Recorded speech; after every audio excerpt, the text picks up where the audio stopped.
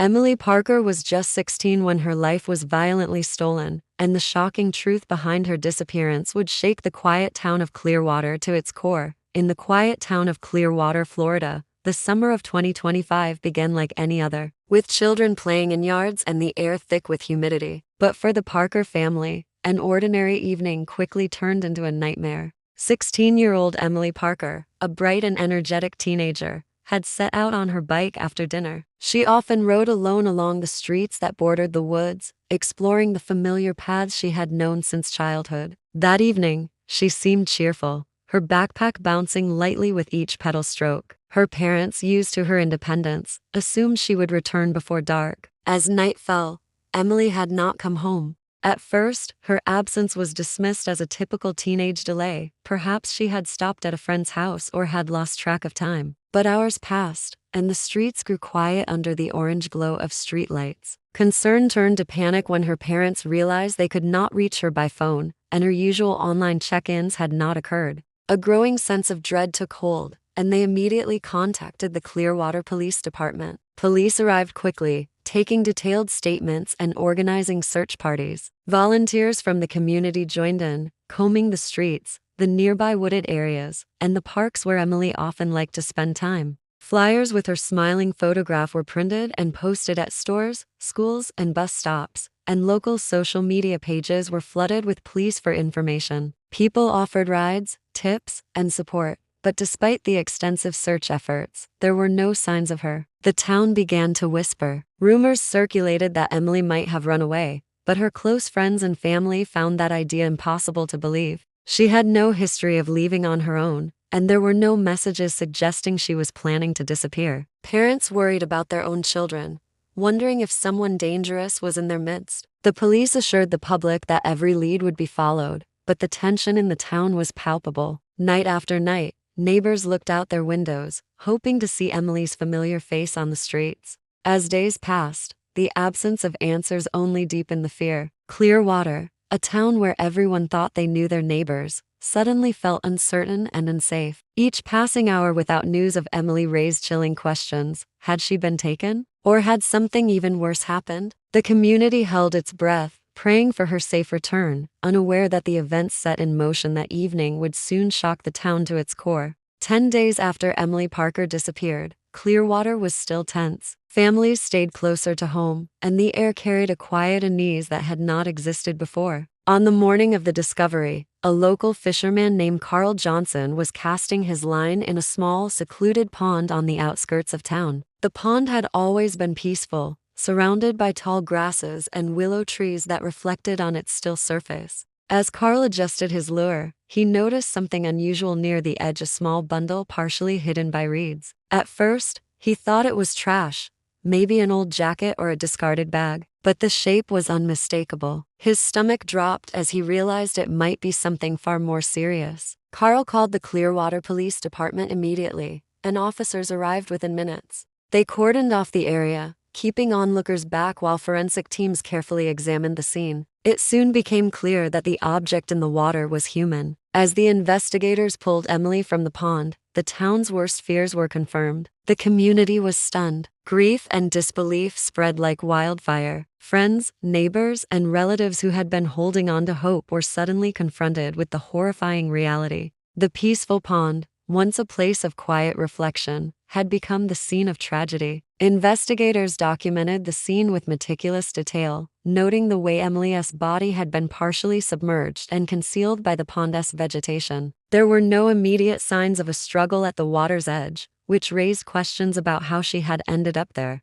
Theories began to form, each darker than the last. Could she have been lured to the pond? Had someone attacked her elsewhere and then placed her in the water? The fact that the body was found in such a hidden spot suggested premeditation rather than a random accident. Word of the discovery spread quickly. Residents gathered near the police perimeter, their faces pale with shock and sorrow. News outlets reported live updates, and social media erupted with messages of mourning, anger, and fear. People who had once felt safe in Clearwater now wondered if danger had been closer than they had ever imagined. The town that had come together to search for Emily was now forced to grapple with the grim reality that one of their own had been brutally taken and hidden in their midst. As investigators continued to comb the area for evidence, the community waited anxiously for answers, desperate to understand who could commit such a cruel act and why Emily had been left in that secluded pond. With Emily Parker's body recovered, the investigation in Clearwater intensified. Police worked around the clock, piecing together her final hours. Detectives retraced her steps, studying security camera footage from the streets she was last seen riding along and nearby businesses. Small, seemingly insignificant details began to emerge: a flash of a dark-colored car parked for several minutes near the convenience store she had stopped at, a figure in a hoodie walking along the sidewalk at odd hours, a witness who remembered hearing raised voices late that night. Each clue added more questions than answers, and investigators had to sift carefully through leads to separate truth from speculation. Phone records became a critical focus. Emily's texts and call logs revealed no threatening messages or unusual conversations, but there were a few calls to unknown numbers in the days leading up to her disappearance. Authorities began tracing these numbers, hoping to identify anyone who might have interacted with her shortly before she vanished. Meanwhile, forensic teams scoured the pond and surrounding area for evidence: fibers, footprints, and tire tracks that could lead to the person responsible. Subtle signs of a struggle along the water's edge suggested that Emily had resisted, but they offered no immediate link to a suspect.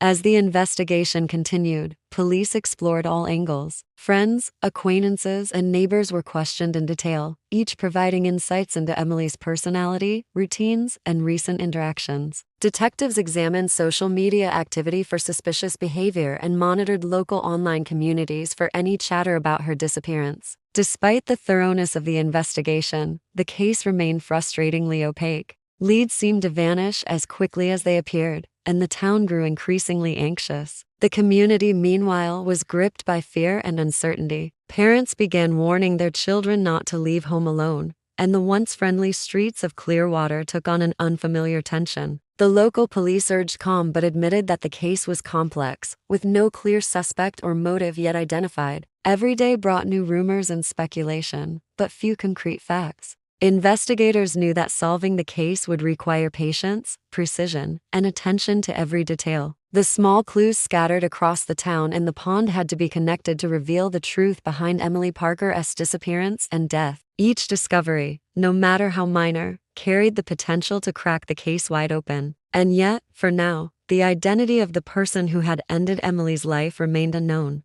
The town waited, anxious and fearful, hoping that the tireless work of the detectives would soon bring answers and justice for a young girl whose life had been cruelly cut short. Weeks after Emily Parker's body was recovered, the autopsy report was finally released, sending shockwaves through Clearwater. The medical examiner's findings painted a grim and chilling picture. Emily had suffered blunt force trauma to the head before entering the pond, indicating that her death had been the result of intentional violence rather than an accident. There were also defensive wounds on her arms and hands, suggesting that she had struggled fiercely against her attacker in a desperate attempt to survive. The autopsy confirmed what many had feared: Emily's death had been the result of a violent assault, carried out with deliberate cruelty. The report also included detailed toxicology results. Investigators were relieved to find no drugs or alcohol in Emily's system, which eliminated theories of accidental overdose or impaired judgment. She had been fully aware of her surroundings during her final moments, making her assault all the more terrifying. The findings pointed toward premeditation. Someone had chosen the secluded pond as the location to end her life and had likely planned how to cover up the crime.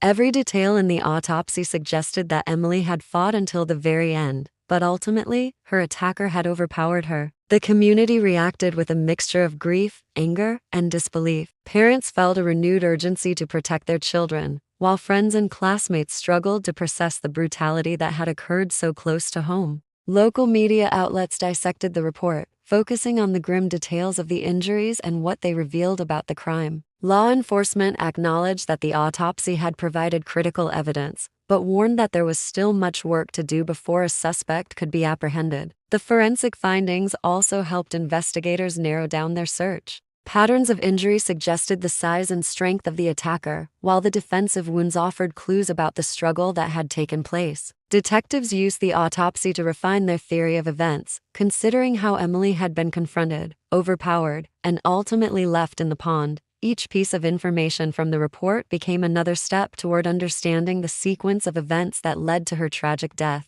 The release of the autopsy marked a turning point in the investigation. It was no longer a case of a missing girl. It was now a murder investigation with evidence that could eventually lead to justice. But for the people of Clearwater, the details were almost too harrowing to comprehend. Emily's life had been stolen in a calculated act of violence, and the town had to come to terms with the fact that someone in their midst was capable of such cruelty. The questions now were urgent. Who had done this? And how soon could they be stopped before someone else became a victim? The breakthrough in Emily Parker's case came unexpectedly, months after her disappearance. Investigators were reviewing every tip and piece of evidence when a local resident called to report a suspicious vehicle seen near the pond on the night Emily vanished. The car, an older model sedan with tinted windows, had been parked unusually long in a remote area. Police traced the vehicle to its owner, a man named Thomas Keegan, who had no prior criminal record but was known among neighbors for his secretive behavior and late-night excursions. Authorities began monitoring Keegan closely, piecing together his movements and alibis. Subtle inconsistencies in his statements and gaps in his timeline raised immediate red flags.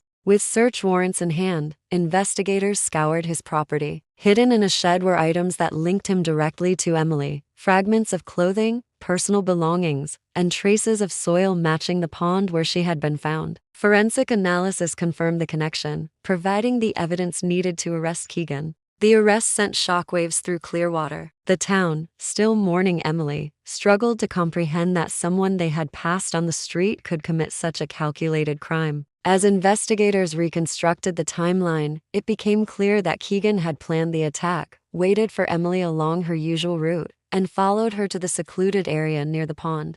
Evidence suggested that he had overpowered her after a struggle and attempted to conceal the crime by leaving her in the water, thinking no one would discover her there. News of the arrest brought a bittersweet sense of relief. Families felt safer knowing the perpetrator was in custody, but the tragic loss of Emily's life left an unfillable void. The trial that followed revealed further chilling details, including the lengths to which Keegan had gone to cover his actions and the meticulous nature of his planning. The community watched as justice slowly unfolded, each step reinforcing the reality of what had happened and the consequences of such a heinous act. Even after the case concluded, the shadow of Emily's story lingered over Clearwater. Parents became more vigilant, schools strengthened safety measures, and neighbors looked out for one another with renewed caution. Emily's memory inspired awareness campaigns and community initiatives aimed at protecting children and preventing similar tragedies. Her life, though tragically cut short, became a catalyst for change, ensuring that the town remembered the lessons learned from the violence that had intruded into their once peaceful streets. The story of Emily Parker remained a haunting reminder that safety is never guaranteed, and vigilance is essential.